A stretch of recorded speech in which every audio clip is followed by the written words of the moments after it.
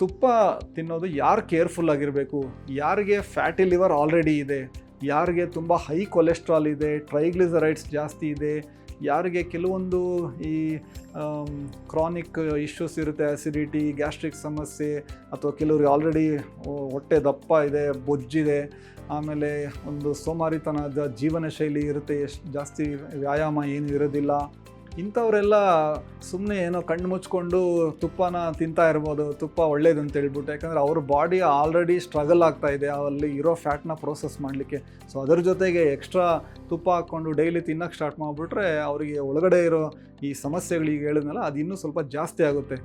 Reality check ನಮ್ಮ ಜನಕ್ಕೆ ಏನಂದರೆ, ಈಗ ಬರೀ ತುಪ್ಪದ ಪ್ರಾಬ್ಲಮ್ ಅಲ್ಲ, ರಿಯಲ್ ಇಶ್ಯೂ ಏನಾಗುತ್ತೆ, ತುಪ್ಪದ ಜೊತೆ ಅವರು ಬೇರೆ ಥರ ಫ್ರೈಡ್ ಫುಡ್ಸು, ಎಲ್ಲ ಥರದ್ದು ಸ್ವೀಟ್ಸು, ಹೈ ಅಮೌಂಟ್ ಆಫ್ ಕಾರ್ಬ್ಸು, ಸಿಕ್ಕಾಪಟ್ಟೆ ರೈಸು, ತುಂಬ ಕಡಿಮೆ ಪ್ರೋಟೀನ್ ಎಲ್ಲ ತಿಂದ್ಕೊಂಡು, ಆಮೇಲೆ ಅದ್ರ ಜೊತೆಗೆ ವ್ಯಾಯಾಮ ಇರೋದಿಲ್ಲ. ಸೊ ಇವೆಲ್ಲ ಕಂಬೈನ್ ಆದಾಗ ತೊಂದರೆಗಳು ಶುರುವಾಗುತ್ತೆ. ಈಗ ನಮ್ಮ ದೇಶದಲ್ಲಿ ಬರೀ ಜಸ್ಟ್ ಗೀ ಅಂತಲ್ಲ, ಅದರ ಜೊತೆಗೆ ಎಷ್ಟು ರೈಸ್ ತಿಂತಾರೆ. ಈಗ ಕೆಲವರು 2-3 ಪ್ಲೇಟ್ ರೈಸ್ ತಿಂತಾ ಇರ್ತಾರೆ, 6-7 ಚಪಾತಿ, ಹಲವಾರು ಥರದ್ದು ಸಕ್ಕರೆ ಐಟಮ್ಸು, ಇಂಥ ಕಾಂಬಿನೇಷನಲ್ಲೆಲ್ಲ ಅದ್ರ ಜೊತೆಗೆ ತುಪ್ಪ ಎಲ್ಲ ಹಾಕ್ಕೊಂಡು ತಿಂದಾಗ ಏನಾಗ್ತಾ ಇರುತ್ತೆ, ಇನ್ಸುಲಿನ್ ರಿಲೀಸ್ ಅನ್ನೋದು ಸ್ಪೈಕ್ಸ್ ಆಗ್ತಾ ಇರುತ್ತೆ. ಯಾಕಂದರೆ ಶುಗರ್ ಸ್ಪೈಕ್ಸ್ ಜಾಸ್ತಿ ಆಗ್ತಾ ಇರುತ್ತೆ.